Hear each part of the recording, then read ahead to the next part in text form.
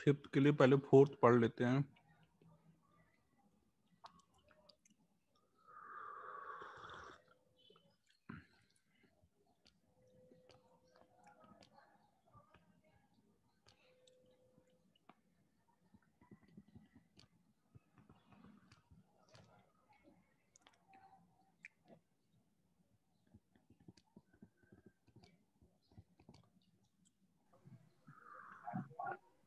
Sir वो मैंने fifth Google पे डाला था तो उसका जो प्रीवियस क्वेश्चन है ना वो पूरा अलग है।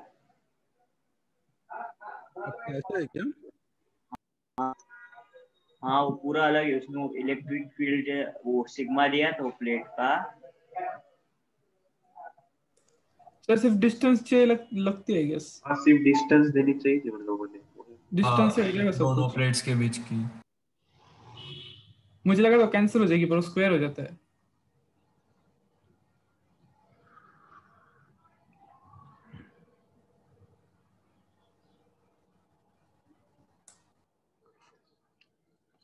तो हमें यहाँ पे के मैक्स और के मिनिमम निकालना है। तो यहाँ से जो इलेक्ट्रॉन निकल रहे होंगे उनकी एनर्जी हमें पता है 0 से के मैक्स के बीच में होगी। और सब क्या होंगे, हर इलेक्ट्रॉन यहाँ आते आते ईवी एनर्जी और गेन करेंगे, जहाँ वी क्या होगा V2 माइनस V1। तो जो 0 वाला होगा उसकी एनर्जी ईवी हो जाएगी, जिसकी के मैक्स होगी वो के मैक्स प्लस ईवी हो जाएगी। तो 4 तो आराम से हो गया होगा। हाँ ये आ जाता है सर उसका। फिर फिफ्थ में बोला गया in previous problem consider the fastest electron emitting parallel to the large metal plate. Parallel बोला गया, ठीक है। Find the displacement of this electron parallel to its initial velocity before it strikes the largest metal plate, large metal plate।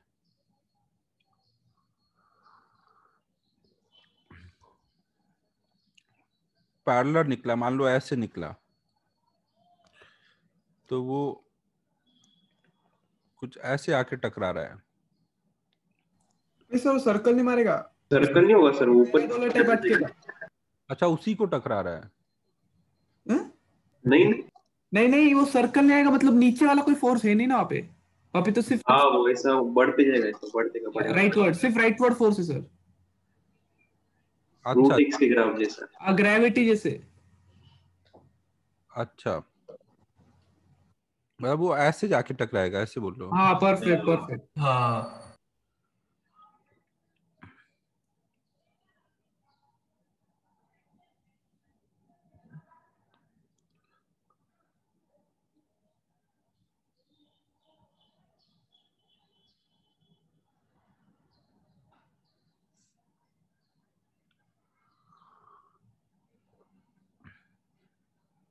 तो इसमें अब अपन क्या कर लेंगे कि सो टाइम निकल लेंगे। इधर एक्सीलरेट करेगा तो उसका टाइम निकालने हैं, उसके लिए डिस्टेंस आएगा। हाँ और ऊपर को टाइम से कितना चल लेगा। तो डिस्टेंस लगता है ऐसा। डिस्टेंस लगता है।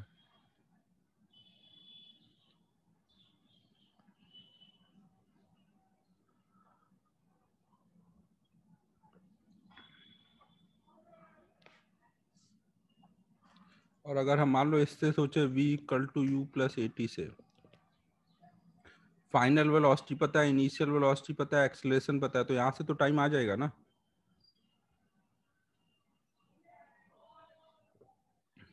हेलो सर एक्सेलरेशन कैसे पता है सर आपको? E/d होगा ना। एक्सेलरेशन के लिए तो अपन क्या करेंगे, अच्छा एक्सेलरेशन के लिए वो बोल रहे हो, ओके। हाँ E/d होगा ना वो वोल्टेज, E/d सॉरी। तो फिर उसमें एक्सेलरेशन में आ जाएगा d। v/d करके e निकालना पड़ेगा ना। हाँ V/d, हाँ E परफेक्ट।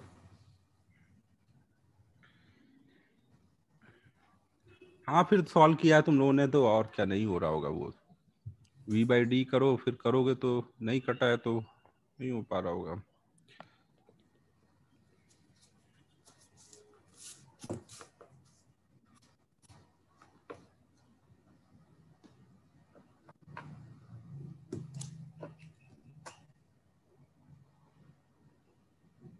ठीक है फिर, मिसिंग है मतलब स्प्लिट स्टेज। सर एक डाउट था, मतलब अगला, सॉरी बोलो अगला डाउट। और एक मिनट रुकना।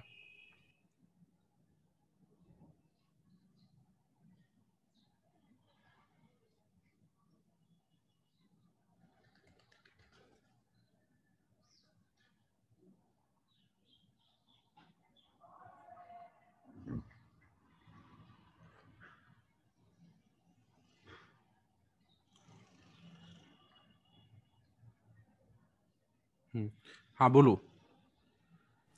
सर एक स्पीयर निकालो ना एक बार।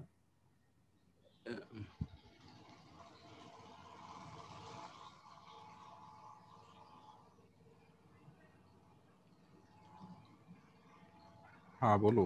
हाँ अब देखो, अभी लाइट आ रही सपोज एक साइड से, हाँ पूरी, तो उसको वो एब्जॉर्ब करो ना करो वो सब। डिस्कस कर रहा है क्या? 6 वाला है? हाँ नहीं, 7th वाला। अच्छा, तो क्वेश्चन नंबर ही बता देगा तो अच्छा लगेगा ना डिस्कस करने में। नहीं मतलब वो सर क्वेश्चन होते 6 हैं भी डाउट है। जो 6th है, सॉरी। 6 भी डाउट है? अच्छा करता हूँ, 7 कर लेंगे पहले। 7th में क्या है? Consider a sphere of radius R exposed to a radiation of intensity I as shown in figure. The surface of a sphere is partially reflection and reflection coefficient is 0.3, then radiation force experienced is। हाँ बताओ फिर क्या बोल रहे हो?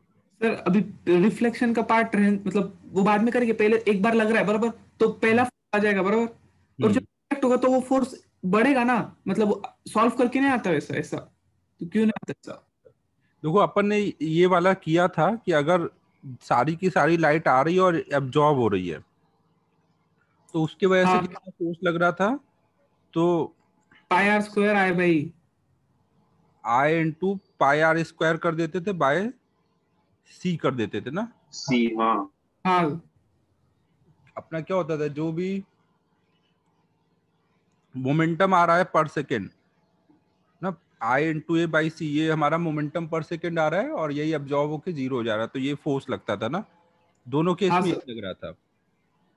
तो अब देखो यहाँ पे क्या हुआ है, उसमें 0.3 रिफ्लेक्ट होने लगा। 0.3 रिफ्लेक्ट होने लगा तो अब आई अगर इंटेंसिटी आ रही है तो 0.3 आई तो रिफ्लेक्ट हो रहा है और 0.7 आई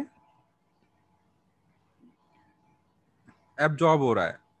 तो इसके वजह से कितना फोर्स लगेगा? 0.3 आई, आई चेंज हो गया है ना जो रिफ्लेक्ट वाला पार्ट है, into pi r square by c, और इसके वजह से जो एब्जॉर्ब हो रहा है 0.7 I into pi r square by सी।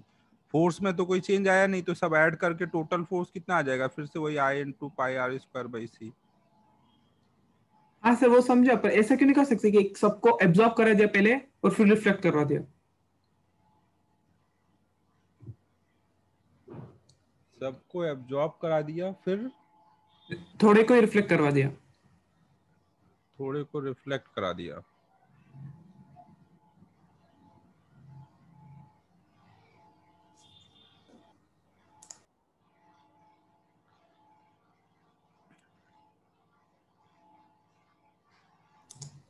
मतलब देखो, एब्जॉर्ब करवाया तो उतना आया, और रिफ्लेक्ट करेगा तो ऐड होगा ना।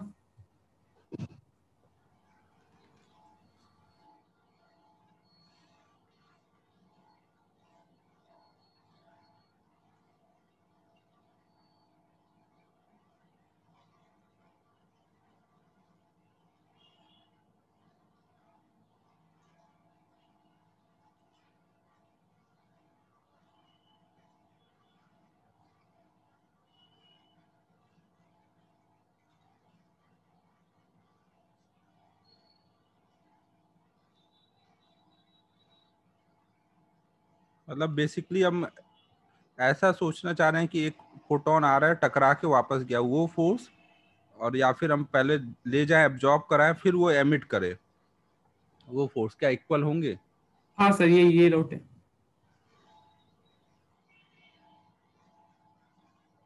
क्योंकि हो तो एक्चुअल में सेकंड वाला है ना।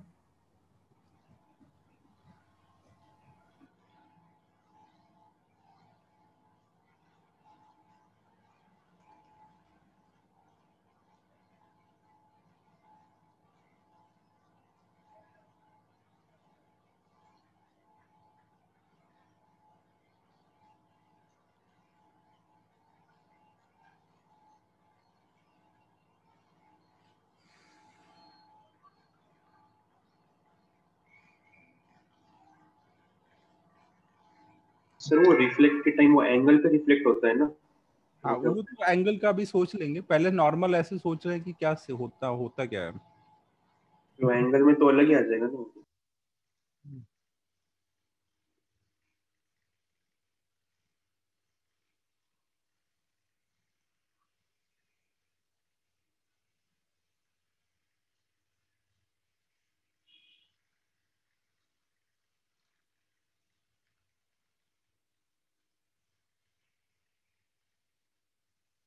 ऐसे वाले में तो सेम ही आ रहा है, एंगल का आप सोच लेते एक बार।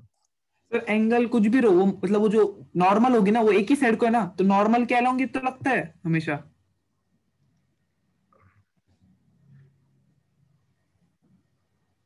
नेट मोमेंटम मतलब।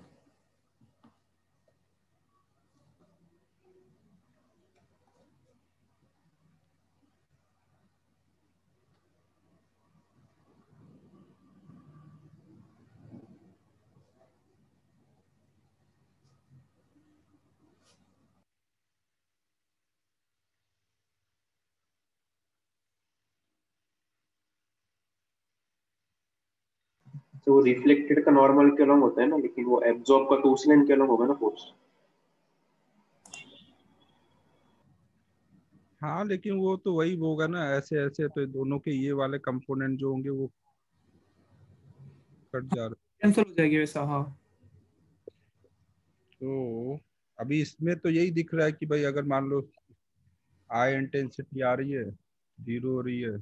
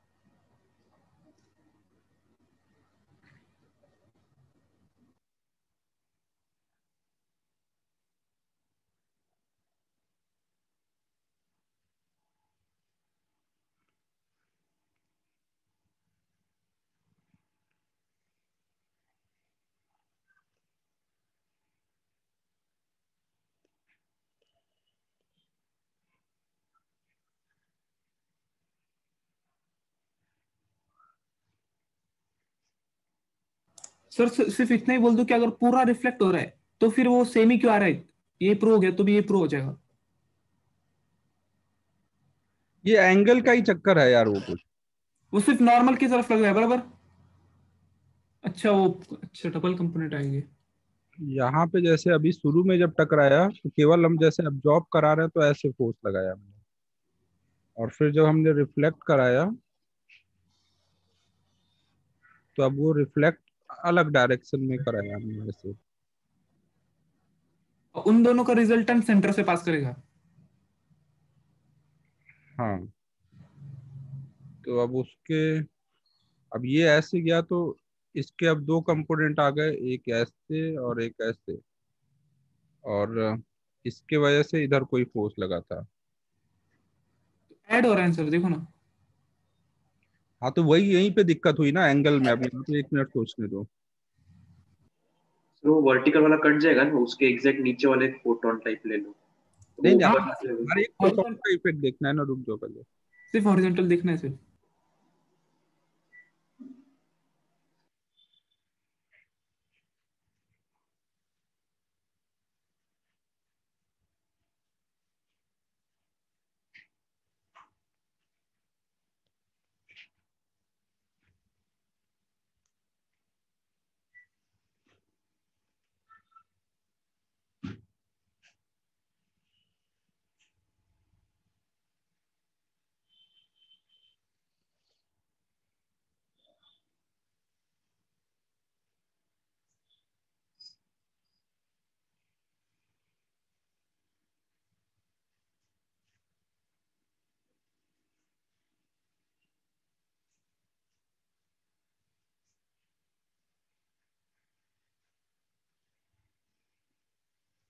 सर वो ओवरऑल सेम होगा, एक का नहीं सेम होगा ना, क्यों सब जगह से हाईलाइट आ रही, तो इसके एग्जैक्ट नीचे वाला जब अपन कंसीडर करेंगे तो वर्टिकल वाला कट जाएगा, तो फाइनल में सिर्फ हॉरिजॉन्टल में ऐड होगा ऐसा। हाँ तो हॉरिजॉन्टल में डबल ऐड हो रहा है, वही बोल रहे हैं। देख पहली बार डबल नहीं होगा ना, उसके नीचे वाले का भी हॉरिजॉन्टल में उतने होगा, और एब्जॉर्ब में भी वो हॉरिजॉन्टल में उतने दे रहा था ना, हाँ हाँ वर्टिकल वाला हाँ, कंपोनेंट कट जा रहा है। एब्जॉर्ब किया कुछ आया, और जब रिफ्लेक्ट किया तभी भी कुछ आया, तो कुछ आया ना तभी भी थोड़ा तो ऐड हुआ ना। समझा मैं क्या बोल रहा हूँ? वर्टिकल छोड़ दे, वर्टिकल गया।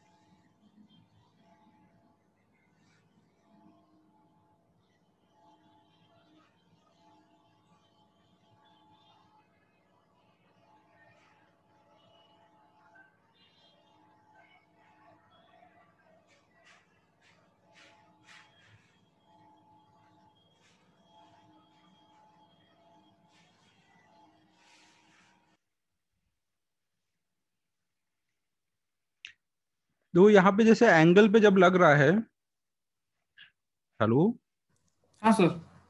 तो जैसे मान लो अगर वो पूरा का पूरा आकर के एब्जॉर्ब हो गया, सॉरी पहले जैसे मान लो आया और रिफ्लेक्ट हुआ तो केवल रेडियल डायरेक्शन में फोर्स फील हुआ, हाँ इसका इधर वाले मोमेंटम में कोई चेंज नहीं आया फोटोन के, हाँ ना इधर वाले मोमेंटम में कोई चेंज नहीं आया।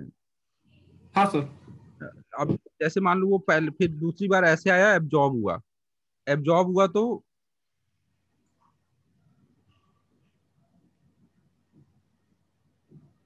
इस डायरेक्शन में फोर्स लगा हाँ ना, और अभी रेडियल और नॉर्मल दोनों मोमेंटम जीरो हो गए, फिर हमने उसको इस डायरेक्शन में एमिट किया ना, इस डायरेक्शन में एमिट किया, हाँ एमिट करने में उसके अपोजिट में ऐसे फोर्स लगा, हाँ, तो उसका कंपोनेंट ऐड हो रहा है सर, देखो दूसरे वाले का।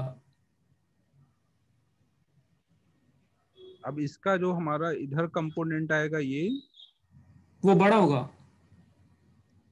और ये आया,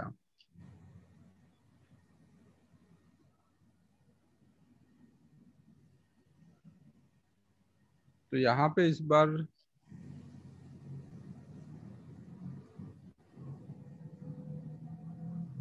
सेम ही चीज हो गई, फिर से वो जो उधर हुई वही इधर हो गई।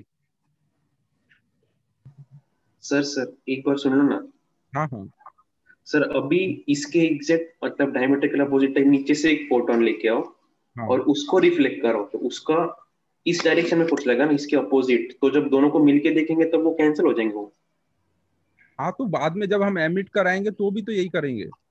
आ, नहीं तो वो अपोजिट डायरेक्शन में लगेगा ना इसका, मतलब अगर ये इस फोटोन का अगर राइट में लग रहा है तो नीचे वाले का लेफ्ट में लगेगा, एक्स्ट्रा वाला फोर्स वो जो बोल रहा है, तो वो जब जिसमें दोनों एक एक साथ देखेंगे तब जैसे कट मान लो एक जाएंगे। फोटोन यहाँ से आया और रिफ्लेक्ट होके गया, और एक फोटोन इधर से आया वो रिफ्लेक्ट होके गया, तो इसका हाँ फोर्स तो इधर दोनों लगा का कंबाइन देखो और ना। इधर लगा, तो इसके दोनों के ये वाले कंपोनेंट ऐड हो रहे हैं और ये वाले दोनों के कैंसिल हो रहे हैं ना, ये वाले दोनों के कैंसिल हो जा रहे हैं। अब इसी चीज को बस हम लोग रोक करके सोच रहे हैं कि पहले आया पूरा एब्जॉर्ब हो गया, तो दोनों फोर्स इधर को लगे। हाँ अभी रिफ्लेक्ट वाला देखो, नीचे वाले का रिफ्लेक्ट ऐसा नीचे होगा ना, तो उसका एक्स्ट्रा फोर्स लेफ्ट में लगेगा। अब हाँ एक मतलब बना लो अभी। इधर लगेगा और इसका एक इधर लगेगा। हाँ तो इसके कंपाउंड बना दो ना, तो ये इधर एक और इस साइड इधर एक, ये नीचे। सर वर्टिकल का कभी ले ही नहीं रहे ना, तो उससे क्या फर्क पड़ रहा है? मतलब मुझे समझा नहीं सर, वर्टिकल में क्यों देख रहे हैं अपन? एक मिनट एक मिनट,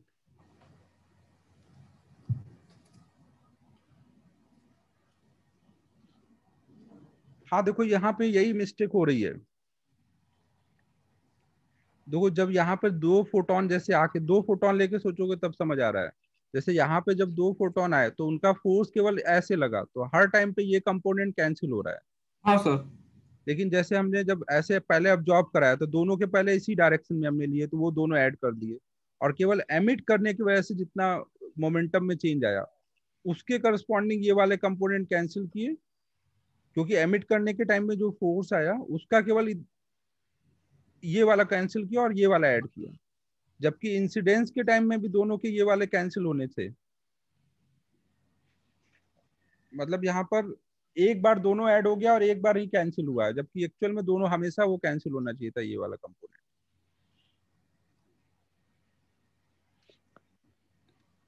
देखो मैं क्या बोल रहा हूँ, इस पर फिर से और समझाता हूँ।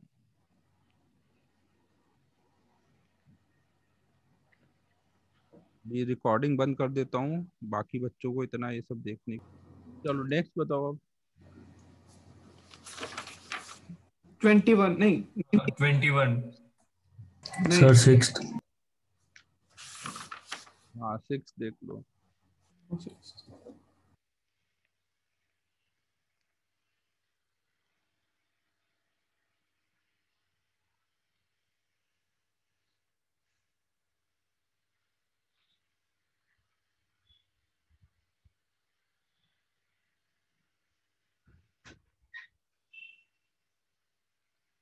देखो इसमें ये बोला जा रहा है कि कोई सिंगली आयनाइज्ड फिक्स्ड आयन है ना, मतलब उस पे चार्ज ही है, और यहाँ पे कोई हमने मेटल की प्लेट ले ली है छोटी सी ना।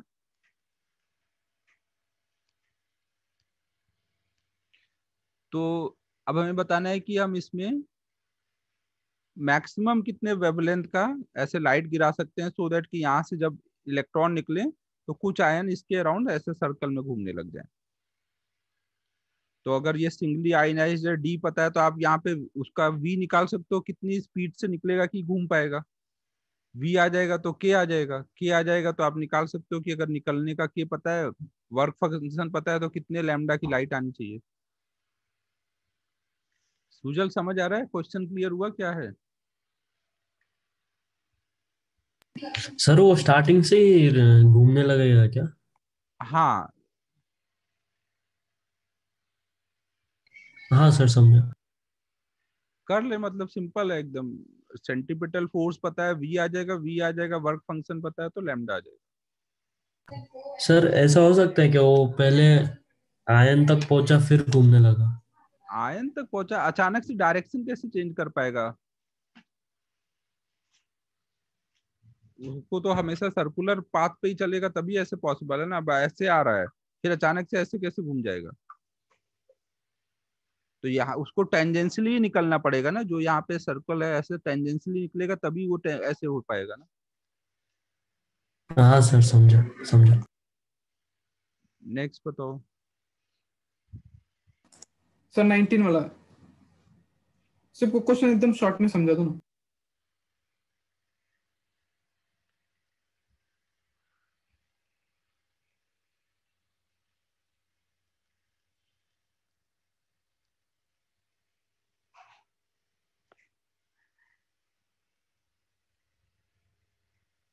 Find the maximum potential difference which may be applied across an X-ray tube with tungsten target without emitting any X-ray of K or L X-ray. Energy level of tungsten with an electron knocked out are always follows.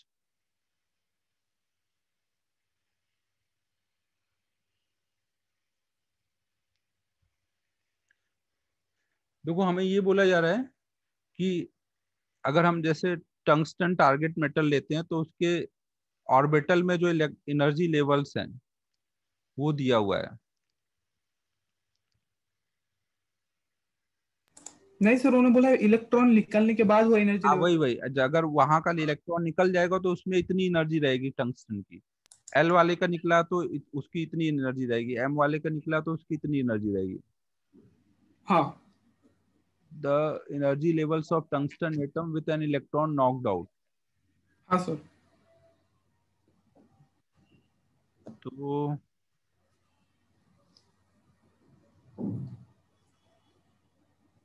एक minute रुकना ना। तो हमें बताना क्या है कि कितना पोटेंशियल डिफरेंस हम रख सकते हैं। ठीक है, के सेल का इलेक्ट्रॉन का एनर्जी निकलने के बाद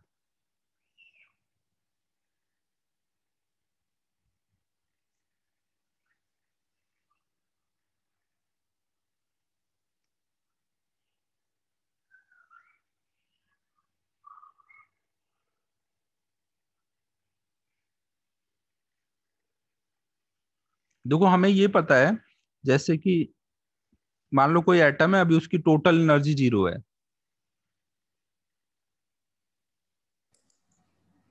हेलो, टोटल एनर्जी 0 के। ऐसे मान लेते हैं कुछ है, अच्छा अच्छा अच्छा, हाँ हाँ, मान लिया मान लिया। मान लो ई नॉट है कुछ, और इस सेल में जो इलेक्ट्रॉन है उसकी टोटल एनर्जी कुछ है -E1। हाँ तो अगर हमें इसको बाहर निकालना है तो यहाँ से जब एनर्जी आके टकराएगी तो कितनी एनर्जी हमें सप्लाई करनी पड़ेगी, +E1 देनी पड़ेगी, तब वो बाहर जाएगा। तो एटम की अब हाँ नई सर। हो जाएगी +E1। पहले से ई नॉट थी और +E1 और ऐड हुई ना उसमें हाँ हाँ सर। ना, एटम को जब +E1 मिली तो हर एक लेवल में बढ़ गया क्या? तो ऐसे हर एक लेवल में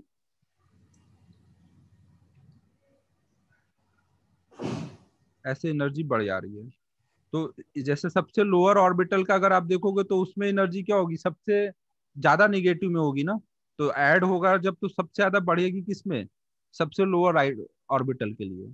हाँ फिर इसमें कम निगेटिव में रहती तो इसलिए बढ़ेगी तो कम बढ़ेगी, ऐसे ये आया हुआ है। हाँ। तो अब हमें बताना है कि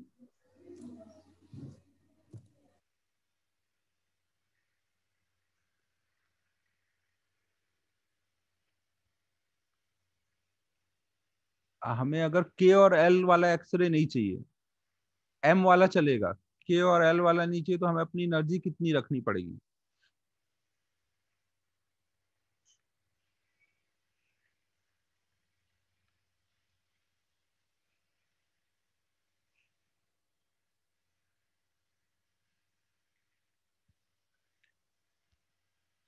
तो अगर मान लो E0 प्लस ई वन की वैल्यू जो टकरा रहा है आकर के,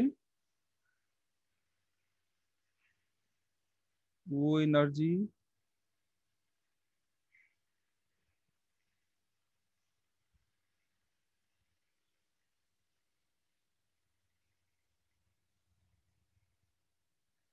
एक मिनट मेरे को सोच लेने दो पहले इसमें।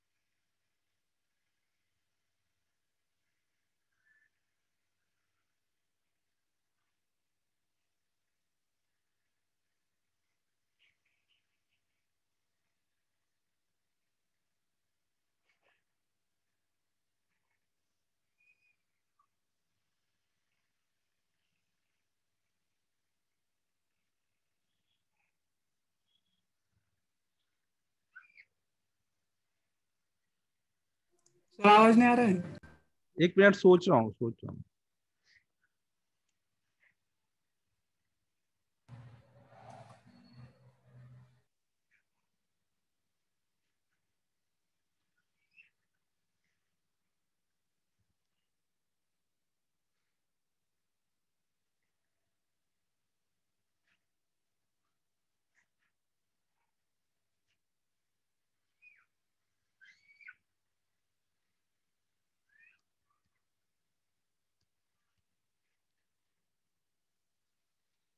हमको क्या चाहिए कि एम सेल की एक्सरे ना मिले, मतलब एम सेल का हमें इलेक्ट्रॉन बाहर, सॉरी एम सेल तक का मिल जाए,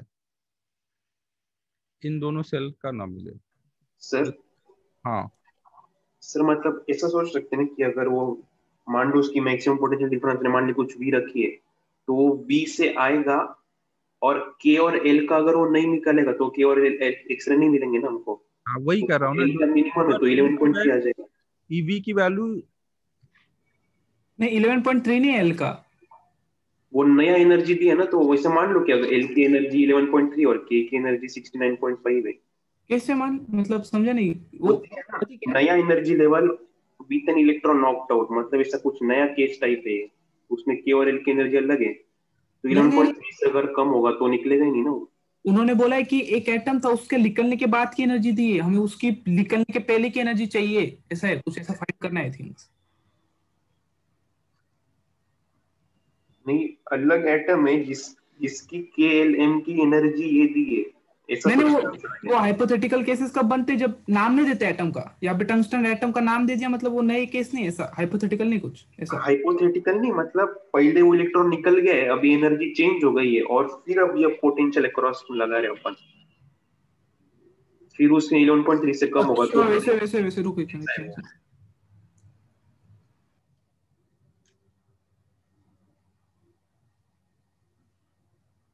नहीं नहीं एनर्जी लेवल्स दिए हुए हैं नहीं सर, वहाँ तो एटम का। हाँ, उस एनर्जी लेवल वो निकलने के बाद वो वहां का एनर्जी लेवल दिया है। हाँ, ऊपर क्वेश्चन में लिखा है उमंग, देखना, विथ टंगस्टन टारगेट, देखो इसमें क्या लिखा है, मतलब वो टारगेट में तो कितने energy levels of tungsten atom with an electron knocked out. Electron निकलने के बाद का एनर्जी लेवल हमें बताया हुआ है कि यहाँ पे कितना है, हाँ 69.5 है।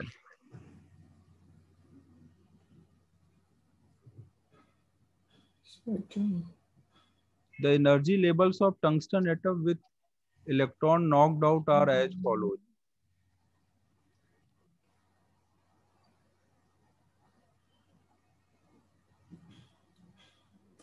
तो इसका मतलब क्या हो रहा है कि वो एक तरह से काइनेटिक और पोटेंशियल का सम दिया हुआ है ना। क्या क्या सर, क्या? काइनेटिक और पोटेंशियल का वो सम दिया होगा ना। हाँ हाँ हाँ, पूरी एनर्जी ऑफ लेवल, हाँ एनर्जी ऑफ शेल, सही।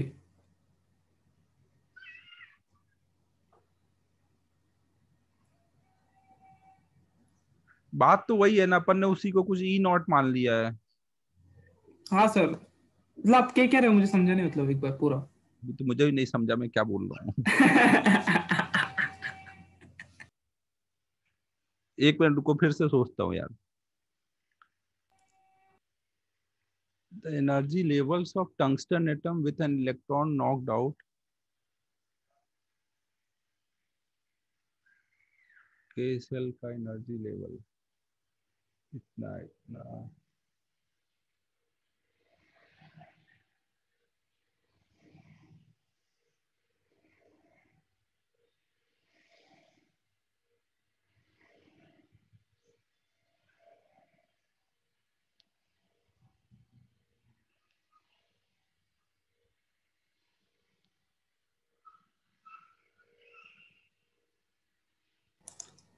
सर वो उमंग क्या बोल रहा था कि एटम ही बदल दिया, मतलब आयन से निकलना इलेक्ट्रॉन, ऐसा बोल रहे हो? हाँ वैसे सोचना पड़ेगा तभी आंसर आ पाएगा, मतलब नहीं तो अब पर निकल नहीं सकता। पर उमंग फिर वो एक्सरसाइज 3 का क्वेश्चन इतना आसान थोड़ा ना हो गया। अब ऐसे थोड़ी चल, ऐसे थोड़ी। नहीं नहीं, वो कुछ तो भी होगा उसमें लॉजिक, ऐसा ऐसा लग रहा है मुझे, ऐसा मुझे लग रहा है ऐसा। अच्छा, वो बोल रहा है कि वो आयंस की एनर्जी दी हुई है वो उसके आयन बाद से इलेक्ट्रॉन मिलता है। वो हाँ, बोल रहे हैं कि आयन से मेटल नहीं ले रहे हैं अपन, डायरेक्ट आयन ही ले रहे हैं और आयन से एक्सरे निकाल रहे हैं। तो ऐसा थोड़ा ना होता है। हाँ ये थोड़ी होगा यार, फिर तो कुछ बचा ही नहीं क्वेश्चन में। हाँ वही। उसके अलावा कुछ कुछ कर नहीं सकते सर। मुझे ऐसा लग रहा है सर कि वो ऐसा लॉजिक होगा कि वो 11.3 से तो बड़ा ही रहेगा नॉर्मल लेवल भी, तो उससे कम होगा तो मतलब कम ही होगा, ऐसा कुछ तो भी होगा। नॉर्मल 11.3 से कम होगा ना, उसमें एनर्जी ऐड हो रही है। अब वही तो डाउट है क्या। हाँ, तो इसलिए मेरे से ही सोचना पड़ेगा शायद। इसका देखो पहले क्या मतलब है, energy levels of tungsten atom with an electron knocked out are as follows.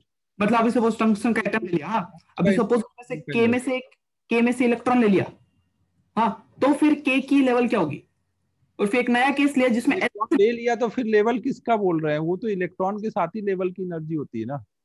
हाँ तो इलेक्ट्रॉन की, हर एक इलेक्ट्रॉन की उस शेल में जितने भी इलेक्ट्रॉन है एल में, उन सबकी एनर्जी 11.3 रहेगी अब ऐसा। तो फिर पर प्रॉब्लम ये है कि वो निकलने के बाद की एनर्जी, निकलने के पहले की चाहिए। वो तो निकाल ही नहीं सकते फिर। हाँ वही वही वही डाउट नहीं, उसमें कुछ तो लॉजिक होगा क्योंकि उन लोगों ने एक्चुअल वैल्यू नहीं पूछी, सिर्फ ग्रेटर इसका देन। सोल्यूशन चेक किया उन्होंने, क्या बोला है, ऐसा ना हो कि हम लोग इतना दिमाग लगा रहे हैं यही उमंग वाला ही कौन लगा। उनका आंसर वैसे दिया है लेस देन 11.3, डायरेक्ट कुछ सोचा ही नहीं उन लोगों ने, आई गेस। मतलब कुछ भी हो सकता है सर वैसे कुछ। देखो मैं देखता एक बार सॉल्यूशन, एक बार चेक कर लो ना। एक सेकंड सर। 19 हाँ सर, वैसे ही किया है। incident electron may knock out electron inside the L shell, therefore delta V should be less than 11.3.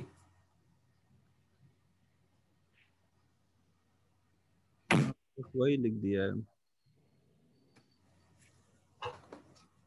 Sir आप जान तो बाद में सोच लो एक बार अच्छे से। हाँ या तो बाद में एक बार सोच लेता हूँ इस पे। ठीक है नेक्स्ट बताओ। 21 उसका आंसर गलत है।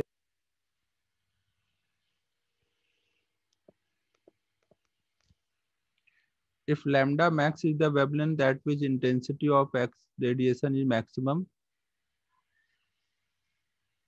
as the figure operating voltage is increased. अब अगर हम operating voltage at the operating tube voltage is increased, तो जिस वेवलेंथ से ज्यादातर लाइट निकल रही है उसका क्या होगा। हाँ हमारा इंटेंसिटी वर्सेस लैम्डा का ऐसा कुछ ग्राफ रहता है ना, कोई एक वेवलेंथ पे ज्यादातर लाइट निकलती है।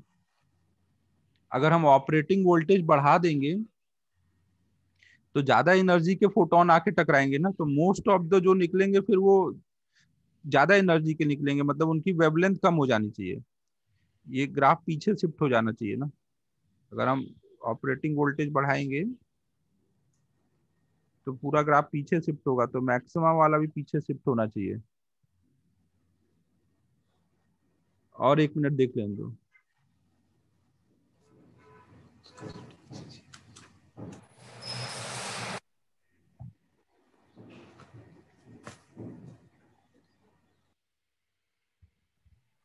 सर वो थ्रेशोल्ड और मैक्सिमा का डिफरेंस कांस्टेंट होगा, ऐसे कैसे बोल सकते हैं।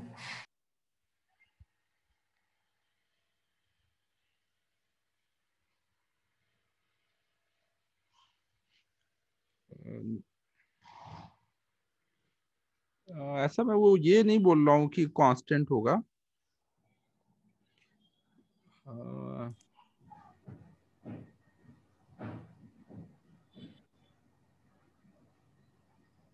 और सर इंटेंसिटी बढ़ रही है तो पूरा ग्राफ से एनलार्ज भी होगा थोड़ा। हाँ वही, थोड़ा ग्राफ ऐसा लंबा होगा। हाँ ठीक है, वो तो एक रफ डायग्राम है, ये तो इसमें तो छोटा हो गया है, ऐसा उस पे मत जाओ कि वो छोटा या बड़ा किया है।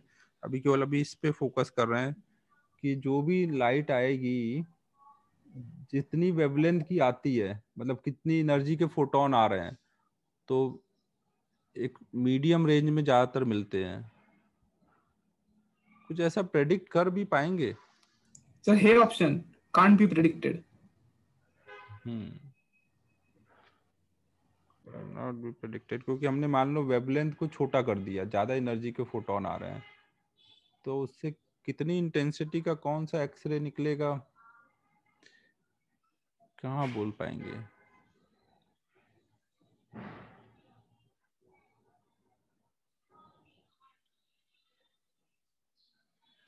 क्या दिया इसका आंसर? डिक्रीजेस, वो जो आपने बोला था वैसे ही लॉजिक हाँ लगाया। आप जैसे सोचे।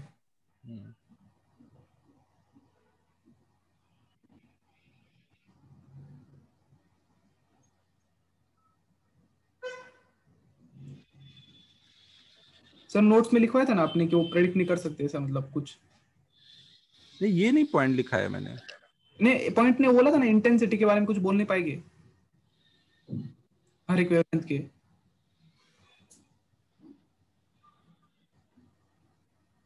आप कोई पर्टिकुलर एक वेवलेंथ की जो होगी उसके करस्पॉन्डिंग इंटेंसिटी पे क्या होगा?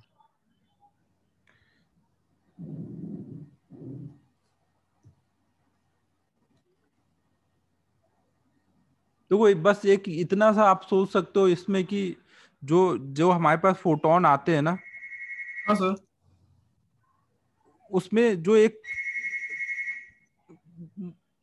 मतलब एक रेंज होती है मीडियम रेंज वाले, उसके करस्पॉन्डिंग ही ज्यादा इंटेंसिटी मिलती है। हाँ सर। अभी मोस्ट ऑफ द फोटोन जो आ रहे हैं ना, उनकी एनर्जी बढ़ गई है अब, तो उसके करस्पॉन्डिंग वाली इंटेंसिटी अब बढ़ जाएगी। मोस्ट ऑफ द फोटोन, एक मिनट रुको,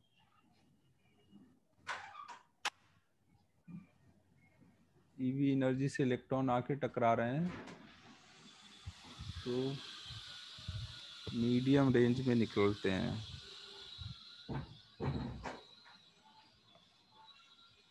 तो वो जैसे इलेक्ट्रॉन आके जब टकराते हैं टारगेट मेटल पे, तो इनकी एनर्जी कितनी है उसके करस्पॉन्डिंग एक मीडियम रेंज में हमें वो मिलते हैं, सारे फोटोन जो एमिट होते हैं मोस्ट ऑफ द जो मिलते हैं।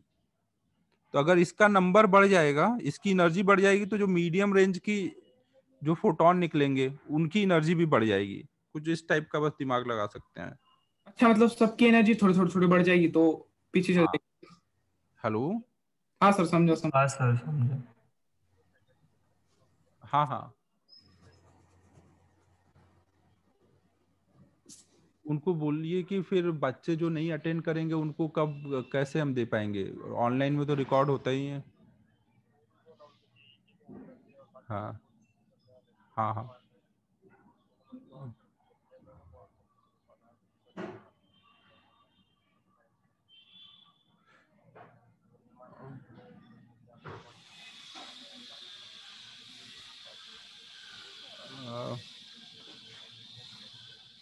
उनको पूछ लीजिए, नहीं तो आप खुद रिकॉर्ड कर लीजिए और जब कोई बच्चा मांगेगा तो आप उसको दे दीजिएगा, क्योंकि हर बच्चा तो अटेंड नहीं कर रहा है अभी। हाँ हाँ, नहीं नहीं, उनको बोलिए वो खुद से रिकॉर्ड कर लें, वो खुद से रिकॉर्ड कर लें।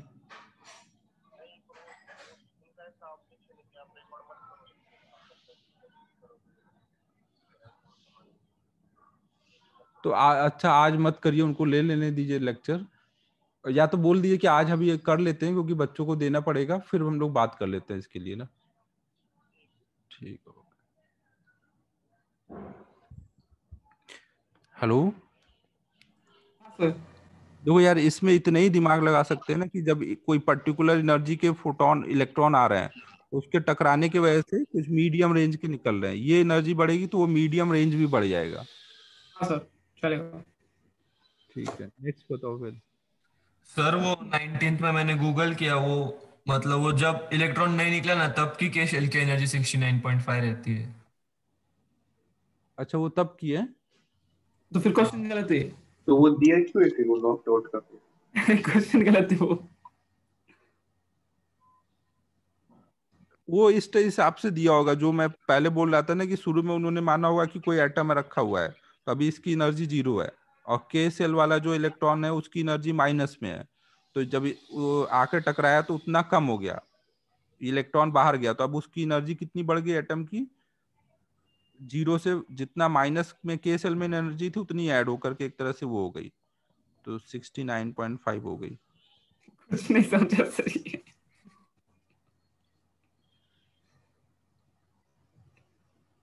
वो एनर्जी ऐड हुई वो, तो उससे पहले ओरिजिनल का क्या बोल रहे थे आप?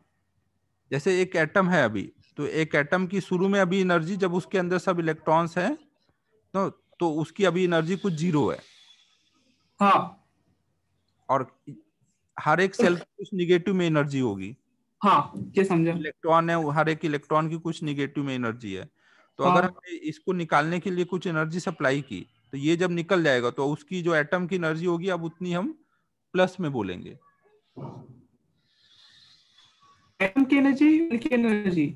हाँ, मतलब वो लेवल के हिसाब, लेवल्स के साथ वो एटम की एनर्जी कुछ। अच्छा या छोड़ो, अभी देखते हैं यार, पहले ये कर लेते हैं। हाँ सर, छोड़ दो छोड़ दो छोड़ दो सर प्लीज। नेक्स्ट बताओ। 30। 30 30 क्या 30 करना है कैसे 30 करना है? हाँ सर, इलेक्ट्रॉन इज दिए ही नहीं। कैप्चर्ड। हाँ सर ये नहीं है, हाँ सर। वो ए से बनने लगता है कुछ तो भी।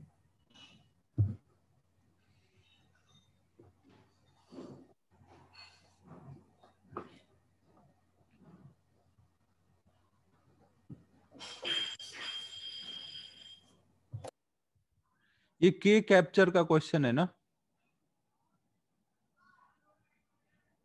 के कैप्चर अपना होता था ना कि के सेल का इलेक्ट्रॉन कभी कभी कैप्चर हो जाता था। उसमें हाँ भी सर, मसला लगता है। हेलो, सर उसमें मोजले लगता है। बोला क्या है उसमें? इस क्वेश्चन में वो दिया है, बोल दिया गया है कि यूज मोजले लॉ, तो कर दो यूज। लगता नहीं है, बट क्वेश्चन में बोल दिया गया ना कि मोजले लॉ लगा दो। फिर भी कैसे करेगा सर एक बार? अब जैसे के सेल का इलेक्ट्रॉन जब कैप्चर किया तो यहाँ एक वैकेंसी आ गई, और अगर इस हाँ जेड इसका वो था एटॉमिक नंबर, तो अब वो जेड -1 हो जाएगा ना। हाँ, और फ्रीक्वेंसी के लिए जेड लगेगा ना? और हमें क्या बोला गया है? अच्छा, जेड लगेगा ना। इलेक्ट्रॉन इज कैप्चर्ड फ्रॉम के सेल विथ ये, हाँ वो जेड तो लगेगा ही भाई। सब ए से कुछ डिराइव नहीं कर सकते ना? ए में थोड़ी कोई रोल आता था जेड का? था कोई रोल? नहीं नहीं नहीं था। नहीं, फिर वो कांस्टेंट कैसे नहीं, हाँ हाँ, रेडेनबर्ग कांस्टेंट का रोल था उसका, कुछ वो एम के सी सर जैसा कुछ तो नहीं? नहीं नहीं नहीं।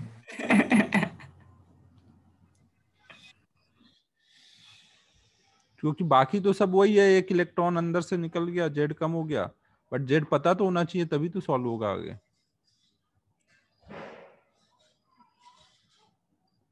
सर ये अच्छे अच्छे क्वेश्चन है ना, उनके आंसर दिए ही नहीं उन लोगों ने। अच्छे मतलब जो डाउट हो रहे हैं जिसमें। हाँ हाँ सर, उसका सॉल्यूशन। ठीक है, तो 30 में तो वही है ना, जेड मिसिंग है, इसमें जेड देना चाहिए था। Sir hello. सर वो जो, हेलो सर, हाँ हाँ सर वो जो ए दिए है ना, हाँ हाँ। वो उन्होंने 1 से 2 में ट्रांजिशन में आता है ना, √3/4RC, उसकी वैल्यू दी है। उसमें के कैप्चर का क्या रोल है? मतलब अपन अपन के अल्फा निकलते हैं ना, के अल्फा, हाँ। वो कांस्टेंट है, तो उसमें करेंगे कैसे फिर वो? क्या मतलब? Find the wavelength of the K alpha X-ray emitted from the electron capture। 2 से 1 में ट्रांजिशन हो रहा है।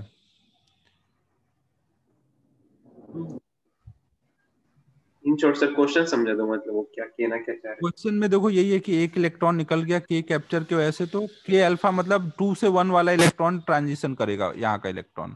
तो जो फोटोन निकलेगा उसका वेवलेंथ हमें निकालना है हैं। वो यूजिंग। निकाल नहीं सकती इस इंफॉर्मेशन से ना। हाँ, क्योंकि जेड नहीं पता है। ठीक है ना, बस यही करना है, बाकी जेड पता नहीं है तो कर नहीं पाएंगे। नेक्स्ट बताओ फिर। 34 भी एक बार बता दो शॉर्ट। 34 ना? हाँ। K beta X-ray of organ has a wavelength this. Minimum energy needed to ionize an organ atom is 16 electron volt. Find the energy needed to knock out the electron from the K cell of an electron.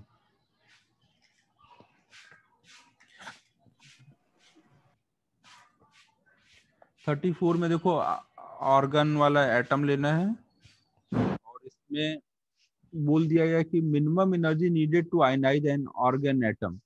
Minimum energy मतलब सबसे outer most electron का होगा ना वो तो। हाँ sir argon में 3 ही होते हैं, KLM। KLM उसका कितना होता है एटॉमिक नंबर? 18 I guess. 18। हाँ छोड़, हो गया सर, वो हो गया, समझ गया। समझ गया क्या? हाँ वो M वाला नहीं लिया था मैंने, आउटर मोस्ट सोच रहा था।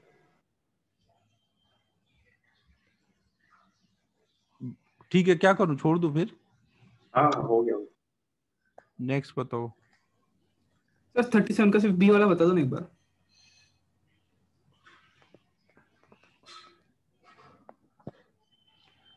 In an X-ray tube, voltage applied is 20 kilovolt. Energy required to remove an electron from L cell is this. In an X-ray emitted by the tube. एक तो देखो मिनिमम वेवलेंथ पूछा है, मिनिमम वेवलेंथ तो 20 kilovolt के corresponding वाले से आएगा। क्वेश्चन में ये बोल दिया गया है ना कि जो हमारा इलेक्ट्रॉन निकलते थे और टारगेट मेटल, इनके बीच का पोटेंशियल डिफरेंस दिया है 20 किलोवोल्ट ना, और टारगेट मेटल के एल सेल का एनर्जी दिया है। हाँ तो जो ईवी एनर्जी आएगी उसके करस्पॉन्डिंग लैम्डा मिनिमम आ जाएगा। हाँ पर कंटिन्यूअस आता है ना, कैरेक्टरिस्टिक से नहीं आता लैम्डा मिनिमम। हाँ वो समझा सर, पर वो ये बताओ ना कि वो लेस देन कैसे आया ऑप्शन बी में? मतलब कौन सा लेस देन आया?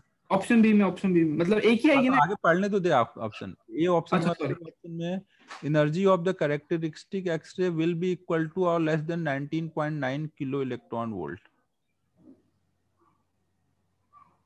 तो अब हमारा देखो कौन कौन से सेल का इलेक्ट्रॉन निकल पाएगा।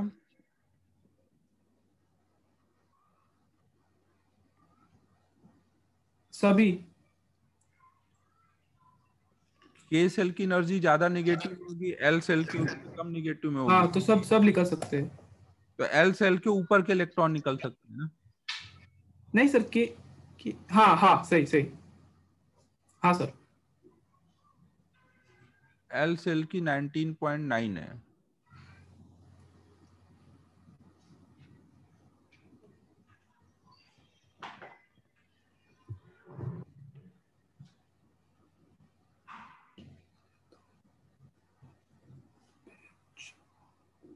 तो अब अगर मान लो यहाँ का इलेक्ट्रॉन निकला तो अब इसके ऊपर से ही ट्रांजिशन होगा। हाँ तो energy of characteristic x-ray will be equal to और लेस देन 19 के इलेक्ट्रॉन वोल्ट। तो सही बात है ये। अच्छा हाँ सॉरी समझा ठीक है, बाकी आगे तो हो जाएगा ना। हाँ आगे हो गया। So 43 44 अच्छा कौन सा बोलो? सर एक बार 40 का डी ऑप्शन देखो ना। 40 का डी गलत है, वो राइट होना चाहिए मतलब। हाँ राइट है वो, देखा हाँ solution। वही डाउट था। दे मस्ट प्रोड्यूस होना चाहिए, वो मे मस्ट का है, वो इंग्लिश का बोले। They may produce X-rays of same नहीं दिया है लेकिन वो मस्ट होना चाहिए था। भाई साहब मुंह में फोड़ रहा है आज।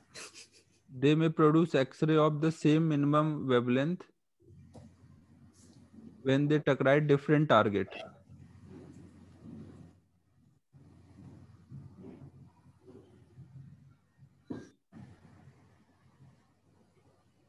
देखो ये बोला जा रहा है कि अगर हम दो इलेक्ट्रॉन को सेम पोटेंशियल डिफरेंस से मूव करा के ले जाएं और डिफरेंट टारगेट पे टकराएं तो जो मिनिमम वेवलेंथ होगी वो सेम होगी। तो ये तो हर केस में होगा ना, इसमें मे नहीं होना चाहिए, ये तो विल ही होना चाहिए। हाँ सर वो सर वो पर वो रैंडम होता है ना, कभी पढ़े ना पढ़े। हाँ सर। वो तो ठीक है, लेकिन मिनिमम Different target हमेशा यही लगाओगे ना, HC/EV। हाँ तो इसमें टारगेट मेटल का तो कोई रोल है ही नहीं है ना, लैम्डा मिनिमम के लिए तो हमेशा यही लगेगा। अच्छा, तो मतलब वो मस्ट होना चाहिए, बस इतना ही ना? हाँ सर तो में मस्ट का केस कवर हो ही जाता है ना। हाँ वो ये, तो लेकिन बी में पॉसिबिलिटी है, मस्ट में श्योरिटी है। देखो, डी ऑप्शन बोल रहा है कि वो प्रोड्यूस कर सकते हैं सेम वेवलेंथ के, और मैं ये बोल रहा है कि नहीं भी कर सकते हैं। मैं बोलने का मतलब क्या है कि कर भी सकते हैं, नहीं भी कर सकते, लेकिन करेंगे तो हमेशा सेम के ही ना। हाँ सर, सिविल समझो। हाँ सर। उमंग ने देखो भारी आज इंग्लिश की एकदम इंग्लिश इंग्लिश। नेक्स्ट बताओ भाई। 42 का डी। 42 का D. Heavier stable nuclei tend to have larger n/z ratio because, देखो जो हैवियर स्टेबल न्यूक्लियाई होंगे उनमें नंबर ऑफ प्रोटॉन बढ़ जाता है ना। नंबर ऑफ प्रोटॉन बढ़ जाएगा तो प्रोटॉन प्रोटॉन रिपल्सन बढ़ चुका है। प्रोटॉन प्रोटॉन रिपल्सन बढ़ चुका है, तो उसको बैलेंस करने के लिए न्यूट्रॉन ज्यादा नंबर में रहेंगे, तब जा करके वो रुक पाएगा ना। सर तो neutron is heavier than proton, neutron is unstable particle. एक तो देखो क्या है, neutron does not exert electric repulsion, एक तो ये हो जाएगा। और हाँ दूसरा क्या है, coulomb force have long range compare to nuclear force, ये हो जाएगा।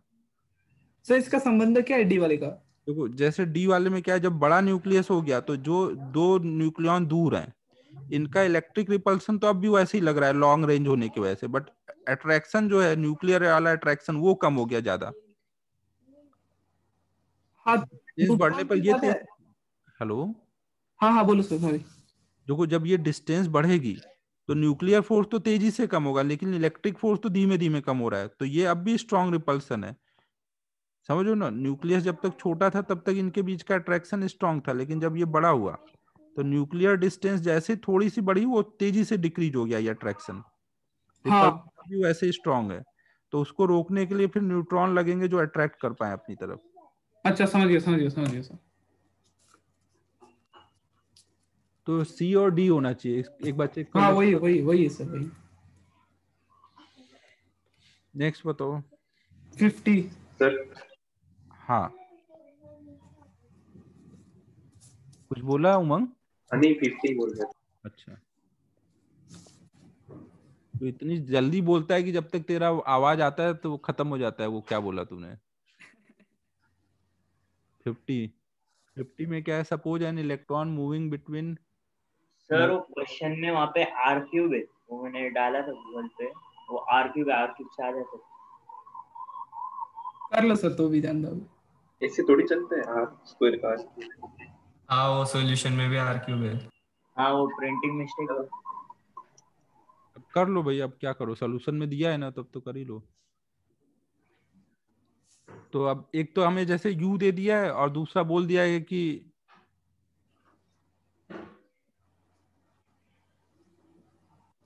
एप्लीकेशन ऑफ बोर्स थ्योरी हो टू, जाएगा सर।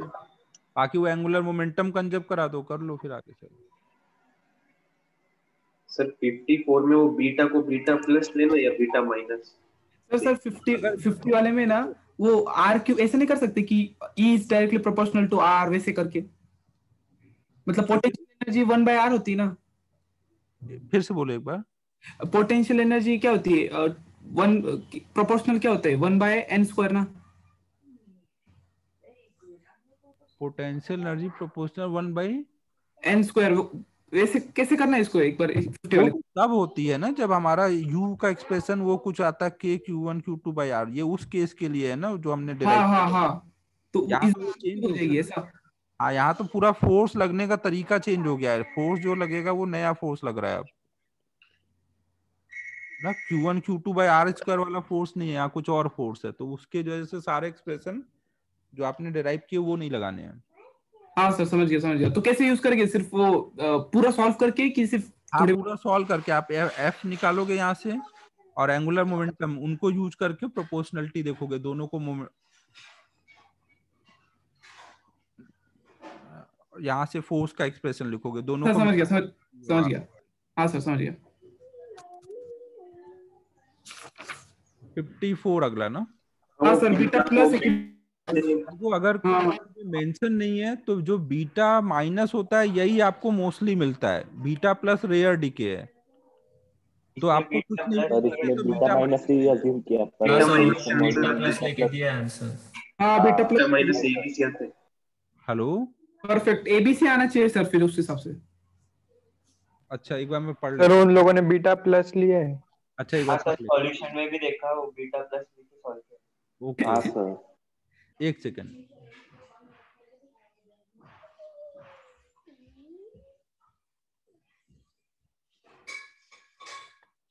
देखो हमें यहाँ पर दे दिया गया है ना, ए से शुरू हुआ है, बी सी डी ई, और हमें ए का दिया हुआ है एटॉमिक नंबर 172 और बी का दिया है, ई का दिया है 69। यहाँ पे अल्फा डिके हुआ है, यहाँ अल्फा डिके हुआ है, यहाँ गामा डिके हुआ है। तो अब यहाँ पे तो आप रिलेट कर सकते हो ना कि ये जो बीटा लिखा नहीं है कौन सा डिके है। यहाँ पे ये नहीं है कि दिया नहीं है, यहाँ तो आपको लॉजिकली निकालना है। सर वो 172 ई का मास नंबर है। अच्छा अच्छा okay, atomic number and mass number of year, okay okay okay. हाँ फिर तो नहीं दिया यार, नहीं हाँ ये सर वही मास नंबर दिया है, ये एटॉमिक नंबर दिया है। अलग अलग आंसर आते हैं सर। हाँ फिर तो आपको बताना ही चाहिए, नहीं भी बताया तो बीटा माइनस ही लेंगे। तो अब देख लेते हैं, वैसे ऑप्शन से कुछ समझ आएगा हो सकता है। तो अगर इसका 172 है तो गामा डीके से तो ये कुछ चेंज होगा नहीं, इसका भी वही आएगा। अल्फा डीके में क्या हुआ होगा, 2 ये कम हुआ है 4 ये, तो इसका कितना हो गया 176 और 71। फिर बीटा डीके में भी पता नहीं है, तो बीटा डीके में हम दोनों पॉसिबिलिटी ले लेते हैं, बीटा माइनस और बीटा प्लस। तो अगर मान लो ये बीटा माइनस है तो बी की वैल्यू जो रही होगी 175 रही होगी, बीटा अगर माइनस हुआ है। और अगर बीटा प्लस हुआ है तो 170, बीटा प्लस हुआ तो 177 रही होगी। सर वो एटॉमिक नंबर थोड़ी चेंज करेगा, हाँ सर वो एटॉमिक नंबर चेंज करेगा ना। हाँ हाँ हाँ मास नंबर नहीं चेंज।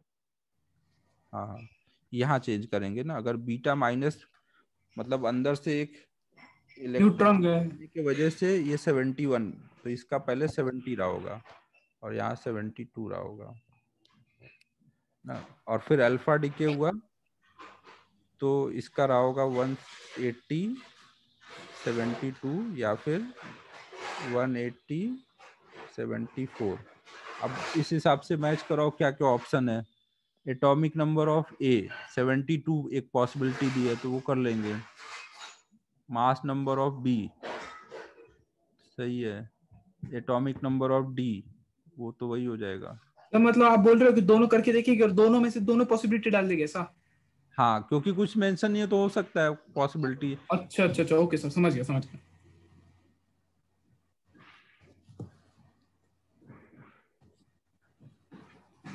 नेक्स्ट बताओ। वैसे नॉर्मली क्या होता है अगर कुछ मेंशन नहीं है तो बीटा डी के मतलब बीटा माइनस लेते हैं। यहाँ पे हालांकि मल्टीपल करेक्ट है तो हम पॉसिबिलिटी चेक करेंगे, सिंगल करेक्ट होता अगर। हेलो हाँ सर बोलो। अगर सिंगल करेक्ट होता तो हम बीटा माइनस से अगर आंसर आ रहा है तो वही टिक करते ना। मल्टीपल नहीं समझ, दोनों का मार्क करके आना है। हेलो हेलो हाँ हाँ नमन वही बोल रहे सर। अगर मल्टीपल करेक्ट है तो आप पॉसिबिलिटी चेक कर लोगे ना। हाँ सर रिस्क नहीं होगा पर क्या? उन्होंने ए आंसर दिया नहीं है, सिर्फ बीसी दिया है।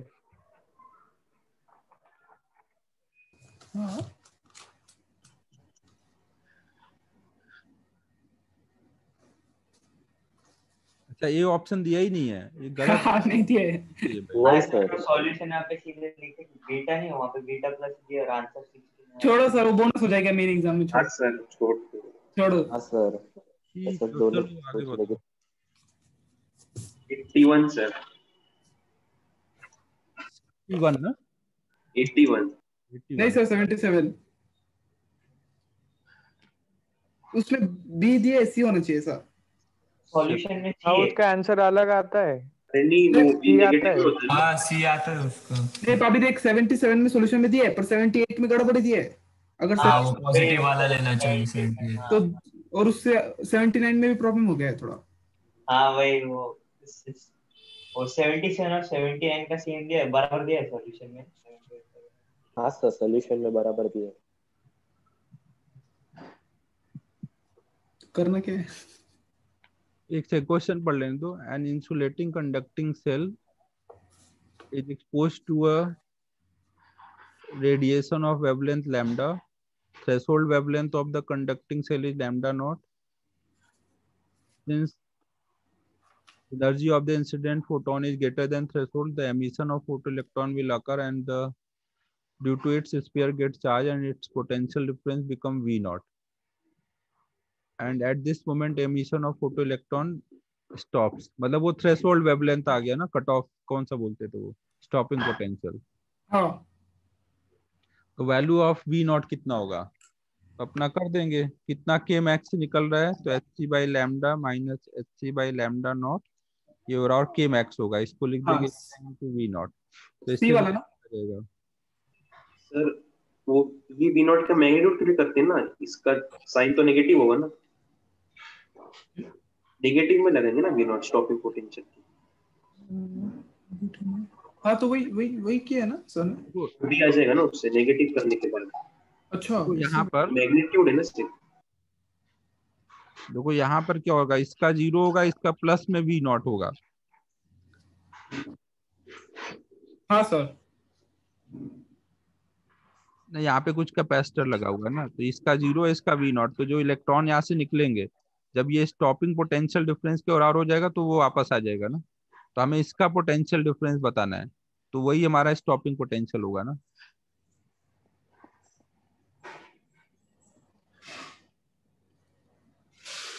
तो सी ऑप्शन आ जाना चाहिए। मतलब नेगेटिव नहीं करेंगे क्या? करेंगे, इसका जो पोटेंशियल आएगा वो तो प्लस में ही आएगा ना। हाँ इससे हाँ इलेक्ट्रॉन निकल रहे हैं तो ये तो प्लस में ही होगा ना इसका तो आंसर। वो ऑलरेडी पॉजिटिव होगा हाँ, सर, तो 78 में सेम यूज करेंगे ना। एक सेकंड पढ़ लें दो। By closing the switch, a capacitor is connected to the sphere. Find the charge on the capacitor after long time. It was initially uncharged. तो सी वी नॉट ना। हाँ, बस C इंटू वी नॉट कर देंगे। हाँ सर चलो, और A option हो जाएगा। सर 79 का सिर्फ आंसर बोल दो ना किसी से पूछ के। When the potential of sphere is V naught by 2, energy of the emptied electron will be। देखो, जब वो V naught by 2 पोटेंशियल पे आ चुका है ना, तो इसका मतलब क्या होगा कि जब वो इसको छोड़ेगा तो वो रुक ही जाएगा वापिस।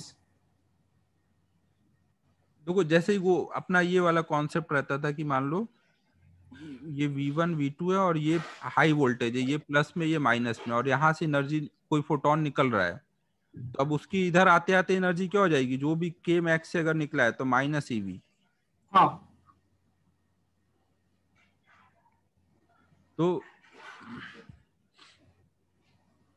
तो जब भी जो स्फीयर इसको छोड़ेगा,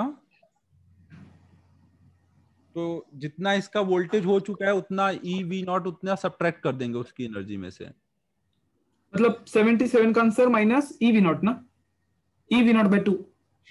ई वी नॉट बाई 2, हाँ। एक सेकेंड, हमें पूछा क्या, वी नॉट की वैल्यू थोड़ी पूछी गई, उस 77 में क्यों माइनस कर रहे हो। When the potential of sphere is V naught by 2 पहुंच चुका है, तो energy of emitted photo electron, electron जो निकलेगा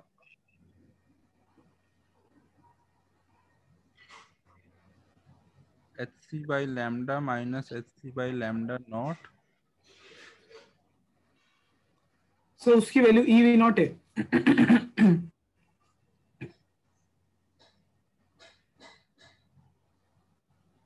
किसकी वैल्यू? ये h c by lambda minus h c by lambda naught. हाँ हाँ, इसकी वैल्यू ई वी नॉट है, सही बात है। हाँ, और minus E V naught by 2 ना। हाँ बस यही आंसर है ना। तो ई वी नॉट बाई 2, ये हमने के मैक्स लिखा है ना। हाँ, तो अब इसके अकॉर्डिंग देख लो क्या क्या पॉसिबल हो पा रहा है। बस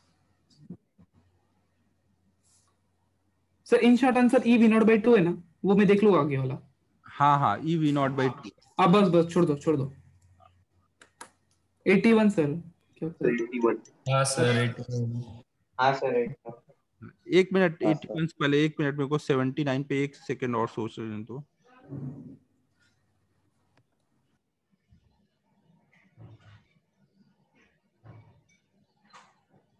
ठीक है, 81 ना। हाँ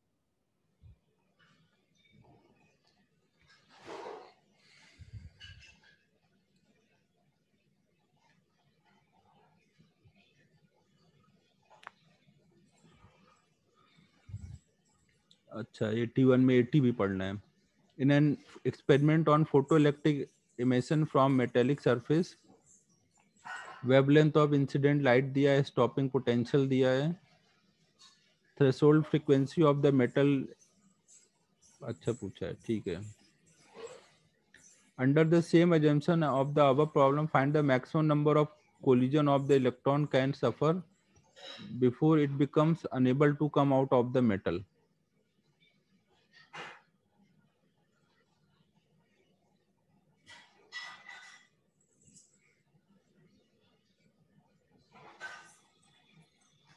ये अंडर द सेम assumption, ये मेरे हिसाब से कहीं से कॉपी किया गया है और इसमें भी कुछ मिसिंग है। हाँ हाँ सर वही। सर, उससे अच्छा ये से सोच लो ना कि सॉल्यूशन दिया नहीं मतलब कुछ तो अप्लाई। मतलब करेंगे कैसे वो निकालना भी होगा तो। नमन ने गूगल पे खोजा होगा, नमन बता भाई।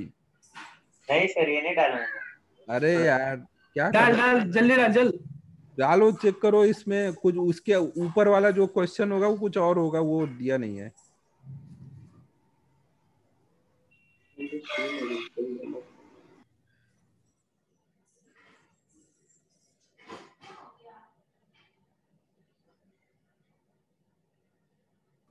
सर फिर भी प्रेडिक्ट तो कभी कर ही नहीं सकते ना। हाँ सर वही पूछा मैं, करेंगे भी कैसे अगर कुछ भी ये केस देखो, हो। ऐसा इस क्वेश्चन में होगा ना कि ऐसा कुछ एजम्पशन दिया होगा क्वेश्चन में कि एक कोलिजन में इतनी एनर्जी का लॉस हो रहा है। हाँ 30% टाइप। हाँ हाँ ऐसा, हाँ sir 10% loss in each collision. हाँ ऐसा कुछ रहेगा, फिर अपन निकाल लेंगे इतनी है, इतना वर्क फंक्शन तक जाना है, कितने होंगे। हाँ छोड़ो सर, हो जाएगा फिर। हाँ सर हो जाएगा। और बताओ नेक्स्ट। सर 83 का आंसर गलत आता है। 83। हाँ वो cos स्क्वायर थीटा लेंगे ना, उन्होंने cos थीटा लिया। नहीं नहीं नहीं, वो प्रेशर का है। नहीं इंसिडेंट। मेरा भी मिस्टेक हुआ था पहले।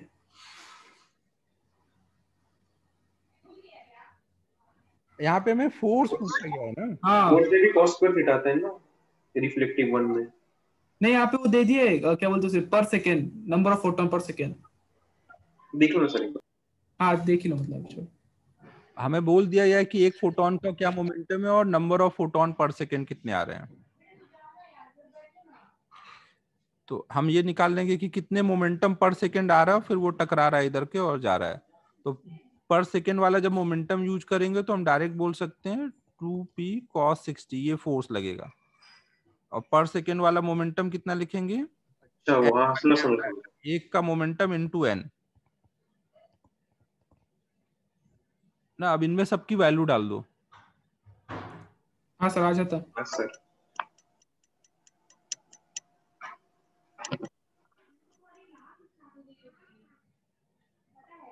Next 85। When a photon is emitted from an atom recoils. Kinetic energy of recoil and energy of the photon comes from the difference in energy between state.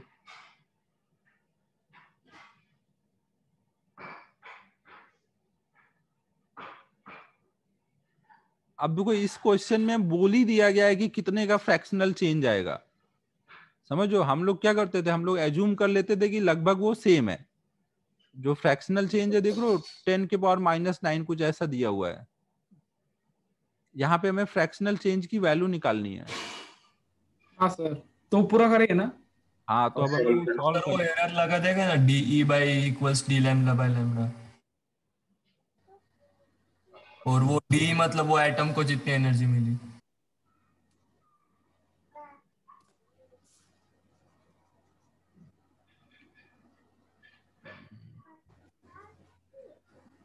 फिर से बोलो, क्या बोले तुम?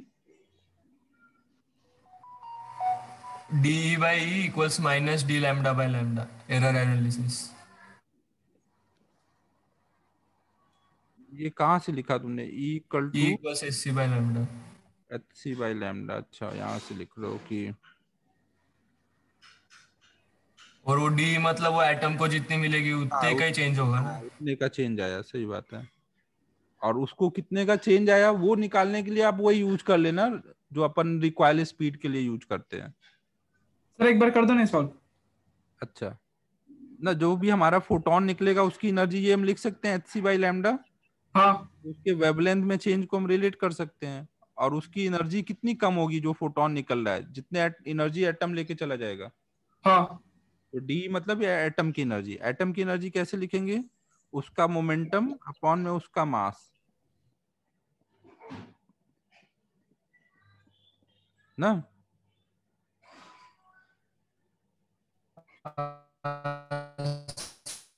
और उसका मोमेंटम कितना डालोगे?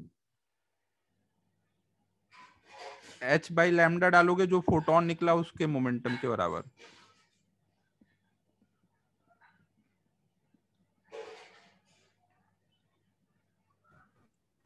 हेलो। हाँ ये वो वाला जो अब मान के चलते हैं कि सारी की सारी एनर्जी फोटोन लेके गई, वही मान करके सॉल्व कर देंगे इसका लैम्डा निकालने में। तो और E की वैल्यू लिख देंगे, सेकेंड से थर्ड में ट्रांजिशन हुआ है तो E की वैल्यू लिख दो वही लैम्डा के टर्म में।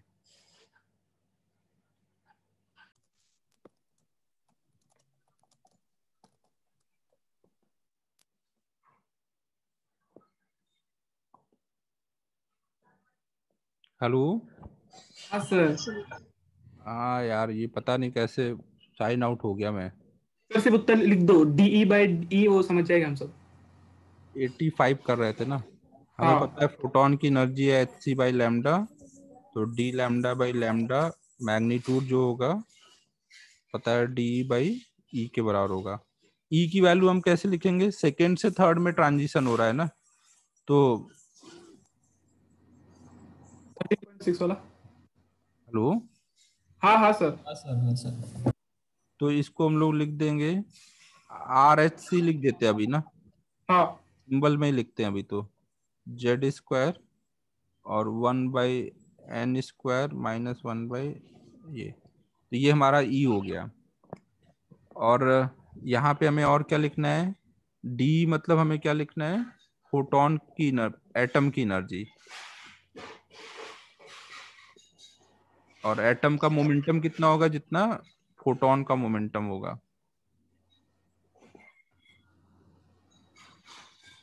और उसका हम लैम्डा कैसे निकालेंगे?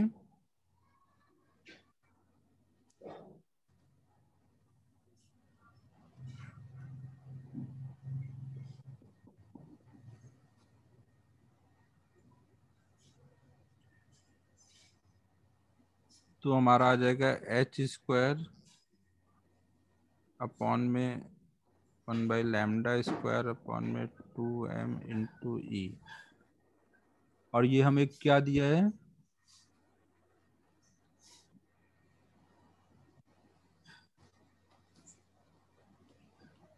एटम दिया नहीं है, एटम दिया नहीं है, इसका मतलब हमें उसका मास नहीं लगना चाहिए। मास नहीं लगेगा, ये कैसे हो पाएगा?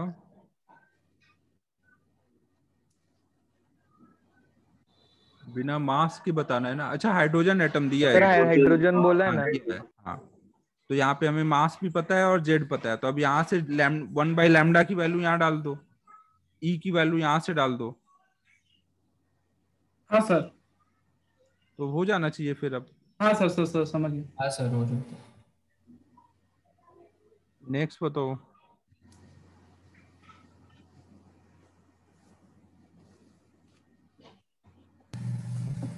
सर 91st का है।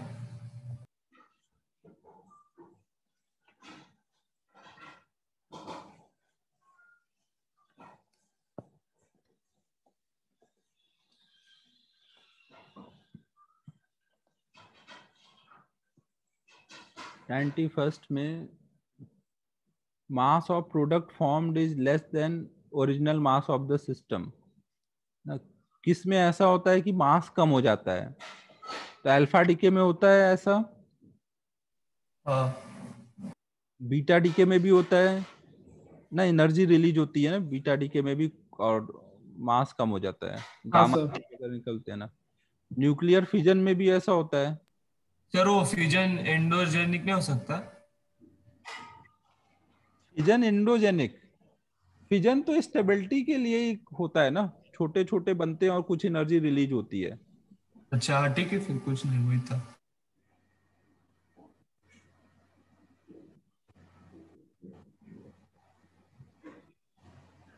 ठीक है, फिर हो जाएगा आगे का। और है कोई?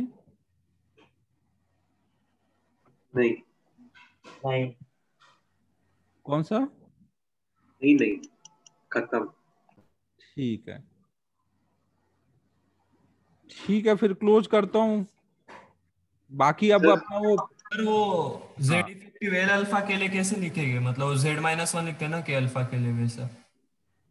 के अल्फा के लिए z-1 लिखते हैं, हाँ सही बात है। तो तुम क्या बोल रहे हो?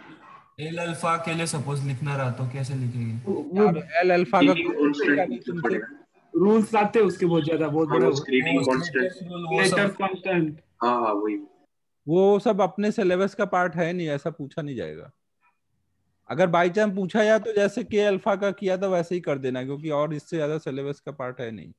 सर दिया है सर मॉडल में एक बार, एक आई गेस वैल्यू, हाँ वैल्यू भी होती थी। ठीक वो है। बहुत लंबी हो। कहाँ पे एल अल्फा के लिए के कैसे निकालेंगे, ये दिया है? नहीं हाँ वैल्यू दिया होती है, थी। दिया है वो ए दे दिया, मतलब उसका शील्डिंग कांस्टेंट दे दिया है। अच्छा दे दिया है तो ठीक है ना, मैं ये बोल रहा हूँ कि ऐसा निकालना पड़े, ऐसा आपको नहीं आएगा। दे के तो पूछ ही सकते हैं। कहाँ पे दिया है, कुछ पता है पेज नंबर वगैरह? थियरी में दिया है सर, रुको एक सेकंड बोलता हूँ।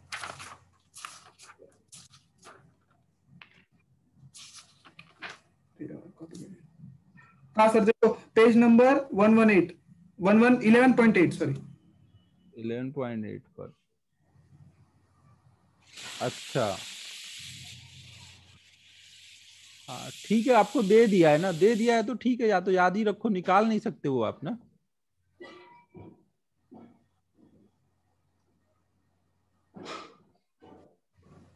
हेलो, हाँ सर समझे। ठीक है, मतलब कभी जरूरत पड़ता नहीं है उसका वैसे तो। हाँ सर समझे।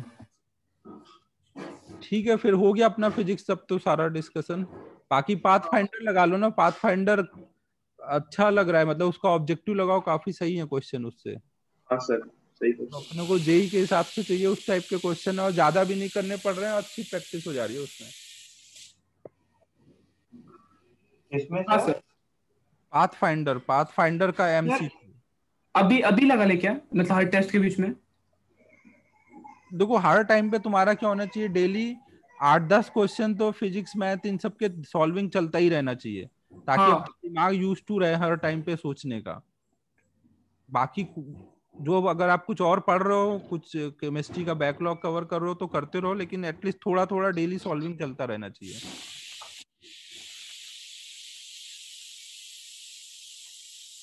और सर ये बोर्ड के लेक्चर करना है क्या? हाँ सर वो करने कैसी आईटी करने। बोर्ड के लेक्चर तो यार एक्चुअल में देखा जाए तो बच्चों से ज्यादा पेरेंट के लिए लगाया जाता है, कि पेरेंट बहुत टेंशन लेते हैं। तो उनका टेंशन थोड़ा कम हो जाए इसीलिए बस लगाया है। बाकी तुम लोग देख लो, अगर लगता है जरूरत है तो करो, नहीं तो मत करो। सर एक सेकंड रिकॉर्डिंग बंद करो ना।